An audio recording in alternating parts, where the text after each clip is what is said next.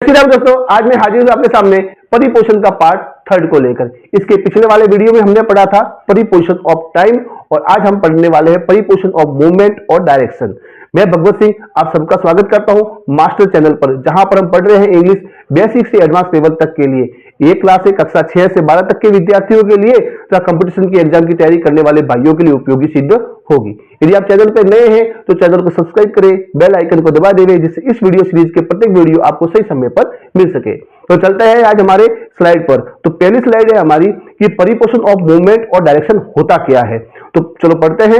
जो परिपोषण किसी व्यक्ति या वस्तु की दिशा, डायरेक्शन या गमन यानी कि मूवमेंट को बताता हो उसे हम क्या कहेंगे, परिपोषण ऑफ मूवमेंट और डायरेक्शन। मतलब वह परिपोषण जो किसी मूवमेंट मतलब किसी हलचल को एक जगह से दूसरे स्थान पर जाना या उसकी दिशा, डायरेक्ट कौन सी दिशा में जा रहा है, आगे जा रहा है, पीछे जा रहा है या पूर्व में जा रहा है, पश्चिम में जा रहा है, ऐसी प्रकार की दिशा बताए तो उसको हम क्या करेंगे, परिपोषण ऑफ मूवमेंट और डायरेक्शन में रखेंगे। अब कॉमनली ऐसे परिपोषण ऑफ मूवमेंट और डायरेक्शन वाले परिपोषण होते कौन कौन से हैं, आइए पता लगाते हैं। To, into, from, towards, across, fog, out of, onto. अब मैंने जो आपके सामने ये ब्रैकेट में जो मैंने जो छांट कर बाहर निकाले थे हुए परिपोषण, अब इसको एक एक को हम अलग अलग करके पढ़ते हैं जिससे हमको इसका उपयोग करना समझ सके। हमको तो मूलतः परीक्षा में नंबर लेने हैं, इनका उपयोग करके अंक लाने हैं। तो चलते हैं इसको डिटेल से पढ़ते हैं। सबसे पहले वाला पॉइंट है टू। टू का मतलब होता है की ओर या तक। केवल यह क्या करता है, टू हमको सिर्फ दिशा बताता है और इसके लिए अंदर जाना जरूरी नहीं है। मतलब आगे जाना दिशा बता दी पर जाना जरूरी नहीं है। एग्जाम्पल के तौर पर he is going to school, वह स्कूल की ओर जा रहा है। सी वेंट टू जयपुर, वह जयपुर की ओर जा रहा है पर जयपुर जाएगा या नहीं जाएगा वो गारंटी नहीं है। ठीक है सर। अब चलते हैं हमारे दूसरे परिपोषण की तरफ जिसका नाम है इनटू यानी अंदर जाना। जब बाहर से कोई वस्तु अंदर जाए तो उसे उसकी क्रिया को हम क्या कहेंगे, इनटू में रखते हैं परिपोषण में।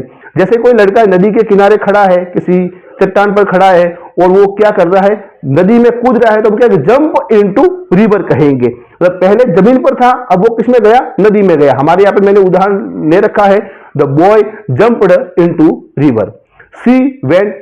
सी वेंट इनटू द रूम, अर्थात पहले लड़का नदी से बाहर था, फिर वो लड़का कहां गया है, नदी में गया है।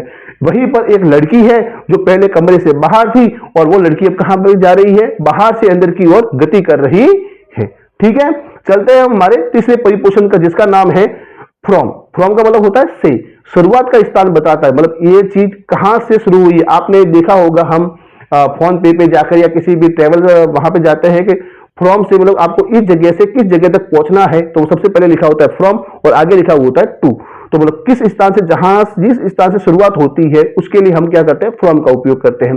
जैसे ही केम फ्रॉम दिल्ली, मतलब आज यह अपने गांव में आ रहा है, अपने जयपुर में आ रहा है, पर कहां से जयपुर में, वो कहां से आ रहा है, वो दिल्ली से आ रहा है।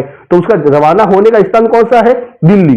तो हम फ्रॉम किसके लिए लगाएंगे, दिल्ली के लिए लगाएंगे। ठीक है सर। चलते हैं। The train starts from Jaipur, train Jaipur से शुरू होती है। वहीं पर हम चौथा परिपोषण है हमारा टूवर्ड्स जिसका मतलब होता है की ओर। यह दिशा बताता है, पहुंचना जरूरी नहीं है।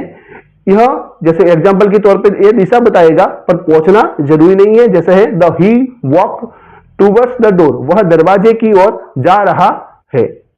The dog rain towards me, कुत्ता मेरी ओर दौड़ रहा है। वहीं पर पांचवा परिपोषण है अक्रॉस यानी कि पार करना। सतह के एक छोर से दूसरे छोर तक जाने को हम क्या कहते हैं, across. The boy swam across the river, जब ऊपरी सतह से मतलब किसी पुलिये के ऊपर से जा रहे हो, किसी नदी के तलवे के ऊपर से जा रहे हैं, छत के ऊपर से, उसको क्या कहेंगे, across. The boy swam across the river, the roads run across the village. ठीक है। अब चलते हैं छठे परिपोषण का जिसका नाम है डॉग। डॉग का मतलब होता है के अंदर से होकर यानी अंदर से पार होना। The train pass the dog the tunnel, rail tunnel से होकर, सुरंग से होकर पास जाती है। मतलब बाहर से अंदर से होकर निकलना। जैसे हमने कोई वायर डाला जो नदी के अंदर से निकल, जैसे हमारे कहते हैं ना इंटरनेट के जो केबल है वो समुद्र के अंदर बिछे हुए, मतलब वो केबल किसके अंदर से जा रहे हैं, सागर के अंदर से जा रहे हैं। तो उसको हम किस में रखेंगे, डॉग में रखेंगे। ठीक है, मेरी बात समझे होंगे। यहाँ पे मैंने उदाहरण दिया है, the train pass the dog the tunnel. Train है वो टनल सुरंग से होकर पार होकर जा रही है। Light came dog the window, जो उजाला है, प्रकाश है, सूर्य की रोशनी है, वो किसके द्वारा आ रही है, खिड़की के अंदर से होकर आ रही है, आर पार हो रही है। चलते हैं हमारे 7वें परिपोषण की तरफ से, जिसका नाम है आउट ऑफ, यानी बाहर की ओर, अंदर से बाहर जाने की क्रिया। The boy came out of the room, लड़का कमरे से बाहर आया। Take the book out of the bag, अपनी बुक है, वो किताब है जो बैग से बाहर निकाली। मतलब अंदर से बाहर की ओर क्रिया करना। ऑफ यानी नीचे उतरना या अलग होना, किसी सरफेस से हटना। तल से हटने पर हम किसका प्रयोग करते हैं? 8वें परिपोषण में ऑफ का प्रयोग करते हैं। जैसे the cat jumped off the table, बिल्ली टेबल से कूदी। टेबल से कूदी है, वहां पर किसका प्रयोग करना है? ऑफ का प्रयोग करना है। ही फेल ऑफ द बाइक, वह बाइक से कूदा है, बाइक से गिरा है। तो बोले बाइक के पहले ऊपर था और नीचे गिरने को बाइक के ऊपर से नीचे गिरा, तो वहां पर क्या हो जाएगा? ऑफ हो जाएगा। ठीक है भाई साहब, चलते हैं हमारे 90वें परिपोषण पर, जिसका नाम है ऑन टू। ऑन टू का मतलब होता है ऊपर चढ़ना।